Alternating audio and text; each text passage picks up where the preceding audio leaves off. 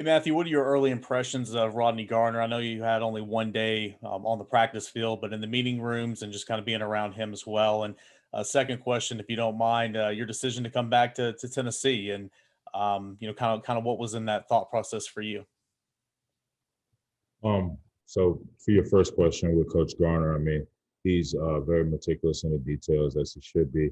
Not afraid to get on us and hold us to the highest standard, obviously. But he can obviously, I mean, y'all wouldn't know, but he can joke around, he can love us, like he's a good dude. Not to mention, he's just a veteran in the game. He's coached. I mean, I don't know the numbers, but he's coached as many draft picks as I know of. I know a couple of the guys who have been drafted by him, personally and through mutual contact. So, I mean, it's like a legend in the flesh.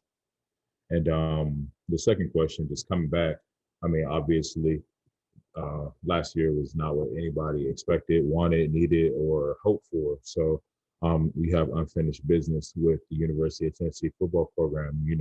Whether it's last staff or this staff. Obviously, I made my decision with the last staff still in place, but it's about the guys you're playing for, but even more so, it's about the guys you're playing with. So, and then just the pride of this university. In addition to that, I felt like, I played well, but at the same time left money on the table. I want to take care of my family. I want to take care of my daughter. I want to take care of myself. You can really like change whole entire generational curses with, that type of opportunity. So why not make the most of it? That's how I see it. Matthew, the day you found out Coach Pruitt and the staff were being let go, what was that like for you, and how would you characterize the team's reaction to that news? I mean, obviously, like that's not what I expected, and that's not like that wasn't a thing that I was like excited about per se. And I think that I can speak for most of everybody when I say that. But obviously, whether you consider fortunately or unfortunately, a lot of us have been through that before. And ball is ball, and business is business. So we're gonna go out there, and we and the people who made a decision to stay here, to do this, we were gonna go out there and play ball anyway. We were going to improve on what we had already built. We were going to refine our skills. We were going to be more meticulous about the details. We were going to come together as brothers, one way or the other. And then when you put a fantastic staff in place, which has been in place with Coach Heupel, and for me personally, Coach Garner and Coach ET, and the guys in the defensive, the defensive front room, obviously, that only makes a brotherhood. That only makes the incentive to be better as if you didn't already have an incentive already, even higher. So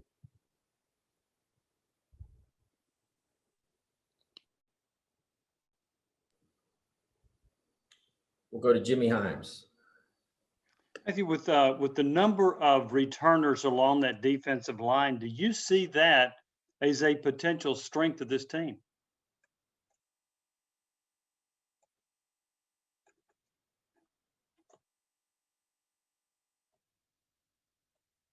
going to hold us to this standard.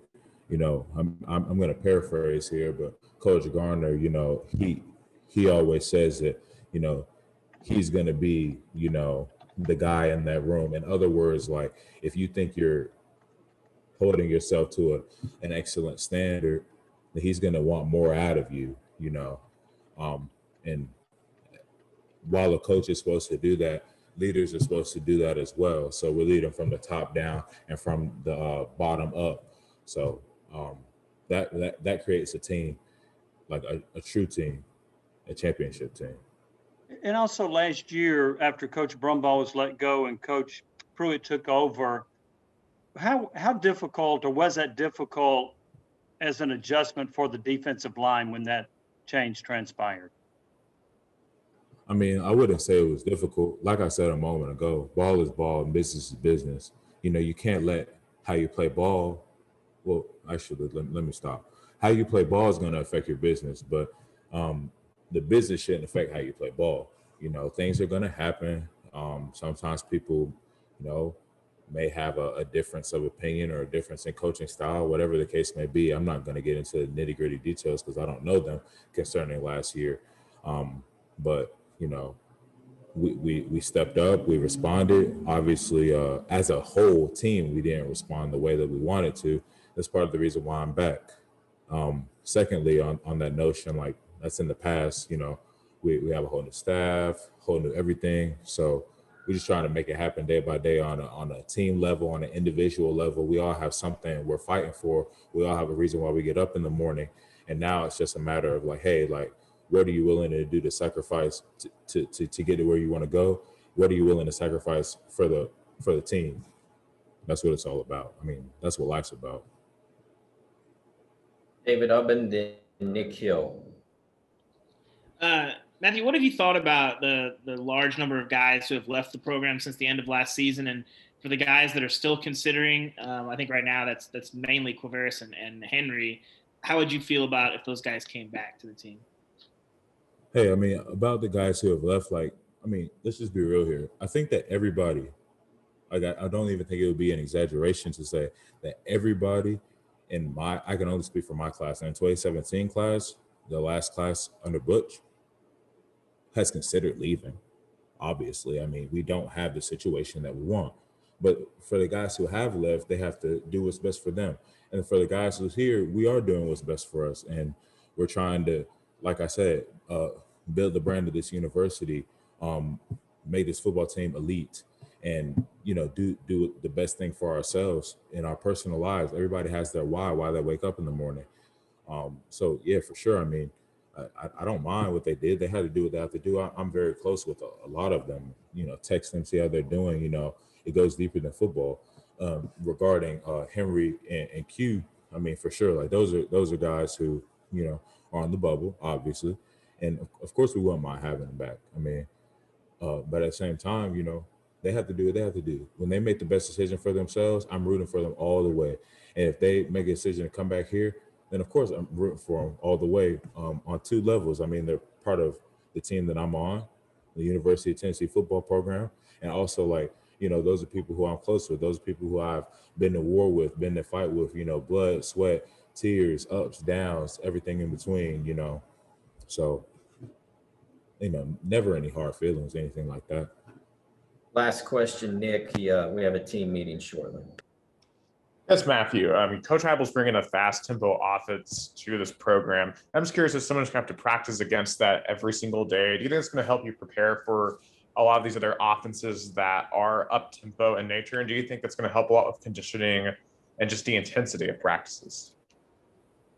Oh yeah, it definitely will. We got a taste of that yesterday with our first official practice. It's a taste of it. Almost like when your mom or your grandma is making apple pie on Thanksgiving, they just let you get a taste of it. But you know, it'll be a whole lot better, a whole lot faster offense when you're able to get the whole piece of the pie. So it'll definitely get us in condition. It's definitely proven. I mean, you can look at the tape from Coach Heupel at his previous spot. And we have very good players, very good coaches. That's going to work twofold, just like you implied. Just the offense gets better, faster, more efficient in a quicker period of time. The defenses who are our opponents' defenses, you know, won't be able to get their calls in, won't be able to get set, whatever the case may be.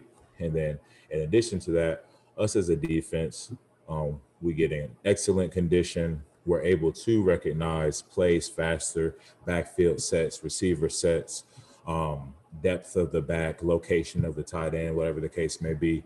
And then we're able to be more efficient on the defense. So if we play another Arkansas or Missouri a couple years ago when they were, you know, loved going fast and stuff like that, we're even more efficient and we play better football. So like I